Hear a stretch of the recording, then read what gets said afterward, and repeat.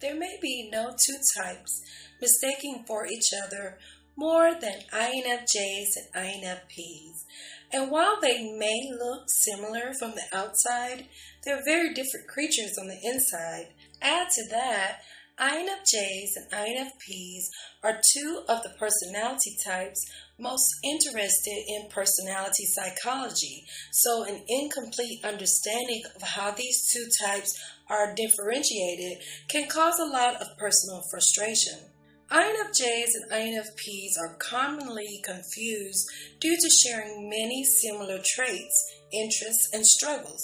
Both types are highly empathetic and often search for the deeper meaning of life and therefore can appear very similar on the surface.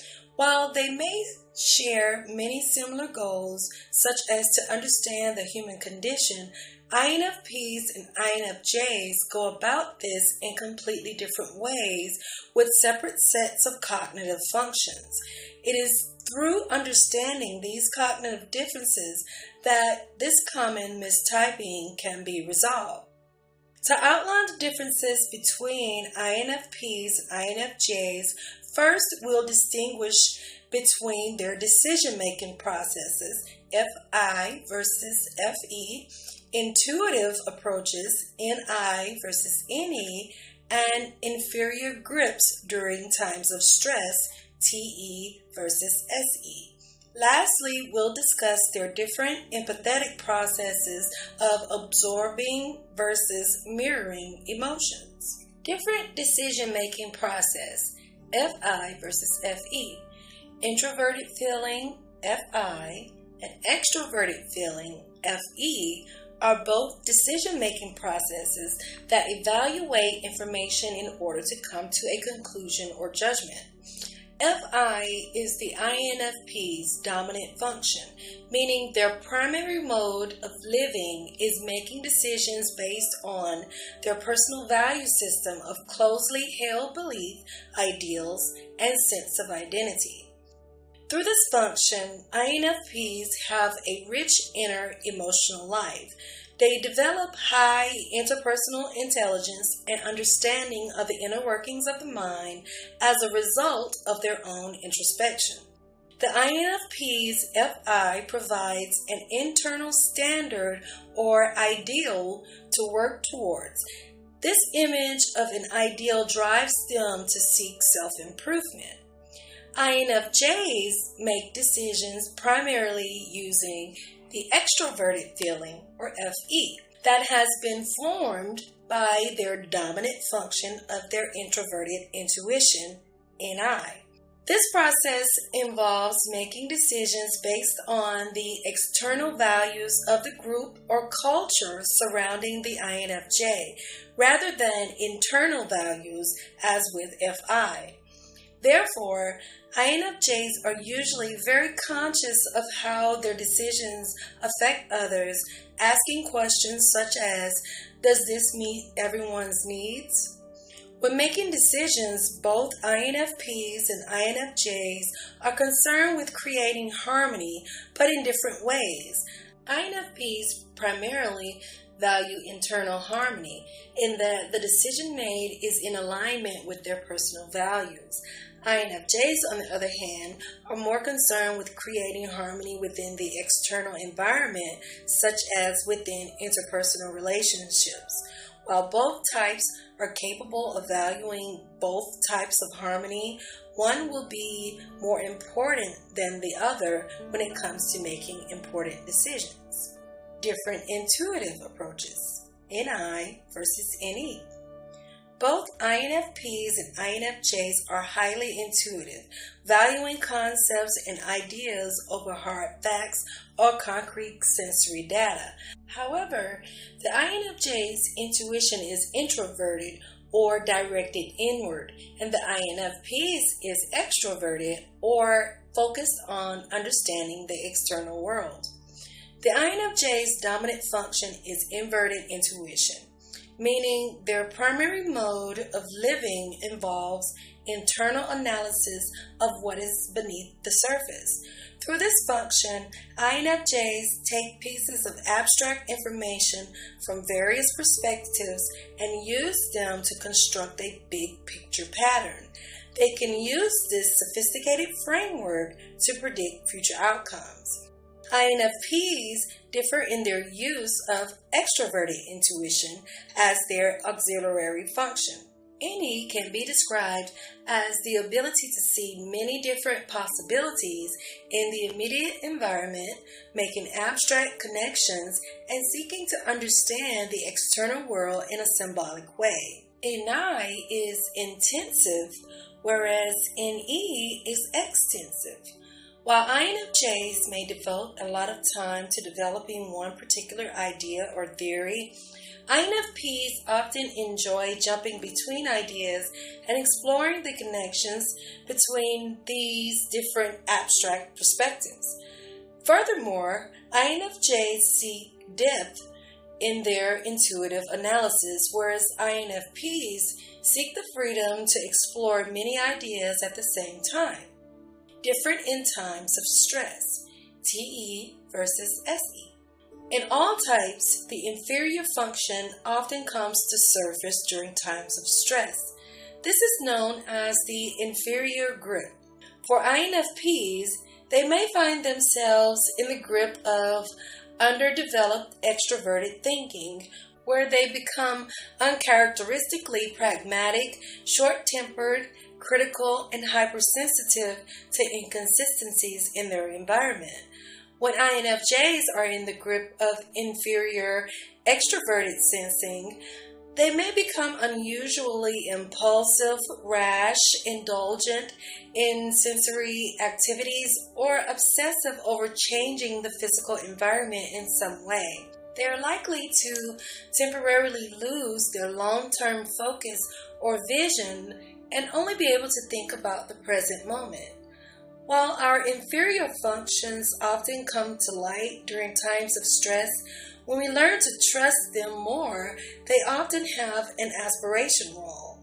Often our sense of passion, purpose, and ideas have similar attributes to and is connected to our inferior cognitive process.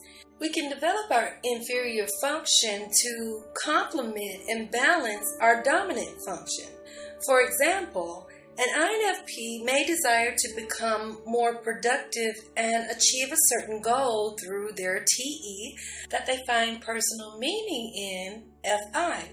INFJs may use their SE to complement their NI by enabling them to actualize their internal insights in a creative outlet.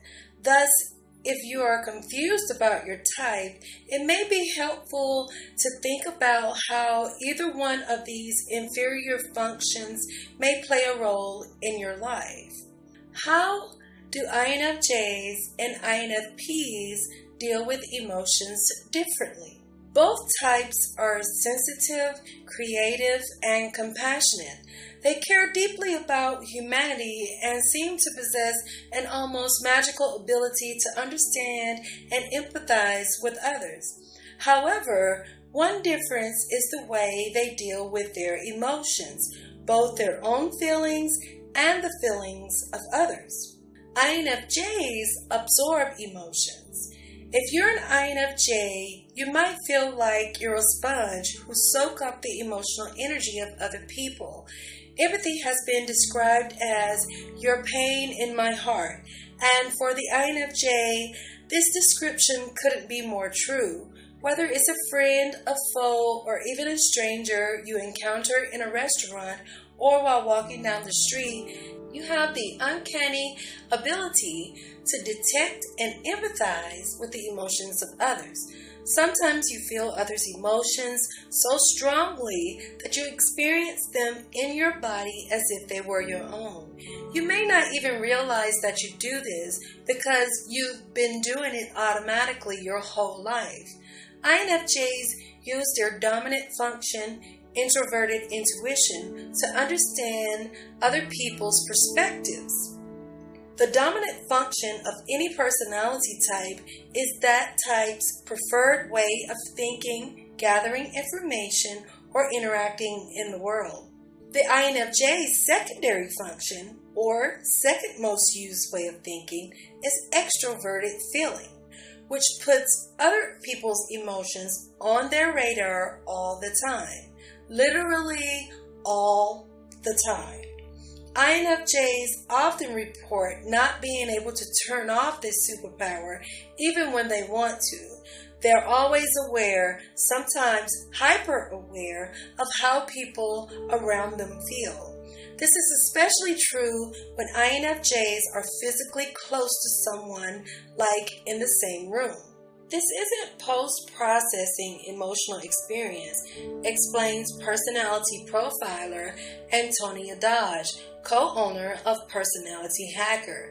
It is an emotion hitting the INFJ due to energetic proximity. In part, this explains why even though INFJs tend to be very social, they frequently retreat from others and spend time alone. This can surprise and hurt those close to the INFJ who feel the INFJ is withdrawing from them and withholding time and attention. In reality, absorbing other people's emotions is draining, so INFJs must get away from others to stop this process for a while and recharge. Being bombarded by others' emotions also means it can be difficult for INFJs to tune into their own feelings. Spending time alone allows INFJs to reconnect with their own emotions and reflect on them. As an INFJ, your ability to absorb others' emotion is a superpower that inspires incredible compassion and empathy for others. However, with great power comes great responsibility, or in your case, great opportunities to become overwhelmed and exhausted. Make sure you care for yourself and make decisions that are respectful of your own feelings and needs. Stay in touch with your own feelings by getting them out of your head. When you feel strongly, try talking about your emotions with someone you trust. And if no one is available, write about how you feel. Then read your own writing. Whatever you do, don't internalize your strong emotions, as introverts and INFJs tend to do. Because of your extroverted feeling function, you feel at your best when you can appropriately release your emotions by expressing them outwardly. INFPs mirror emotions.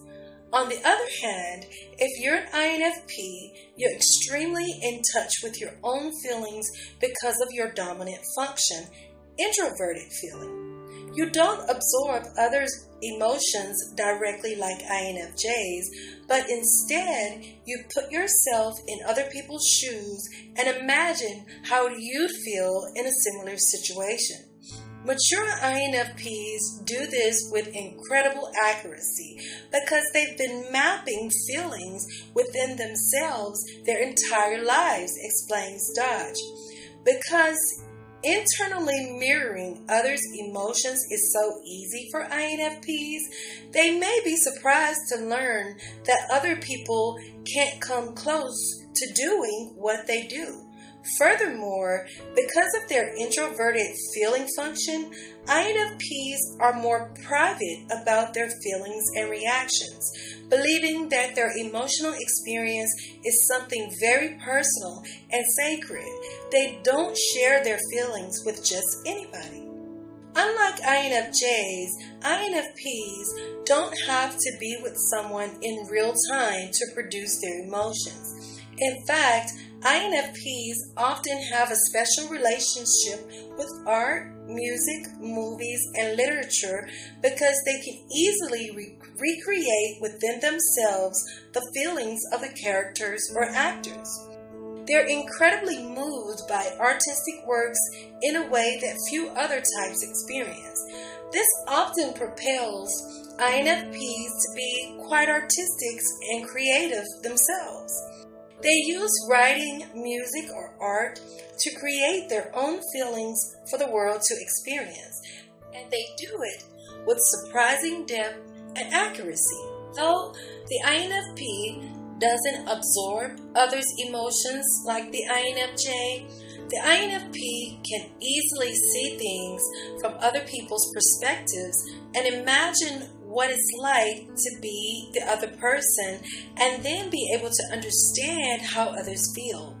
Because the INFP has spent lots of time interpreting its own emotions and mapping them out, the INFP can project emotions onto other people.